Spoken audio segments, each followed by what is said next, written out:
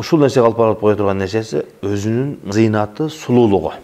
Муну көчөдө ар бирибиз эле көрүп жүрөбүз. Эгерде кайсы бир кыз өтө жасанып, өтө ачылып, кийинип алган болсо, көчөдө ошол өткөн кеткендин бардыгын көңүл бура турган нерсе болот.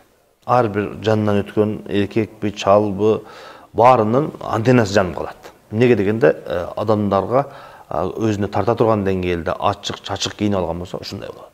Ошондуктан Алла Таалам Кур'ан-ы Керимде айтканда, эркектер көздөрүнү сактасын деп, анан аяттын уланысында аялдарды дагы көзүнү сактасын деп айтканда, ошол өздөрүнүн аялдардын сулуулугун көрсөтпөсүн деп аятта айткан.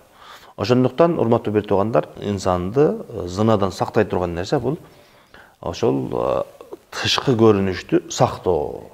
Эгерде кимде-ким өзүнүн кызыны, аялыны, эжесини, карындашыны ушул нерсеге зынага барып калбашын каалаган болсо, анда ошол эжесин, карындашын, аялын уяттуу жерини жаап, адамдардын жаман бузуку, ою жаман адамдардын көңүлүнө бура турган нерселерден сактай турган кылып кийинип чыгарыш керек экен.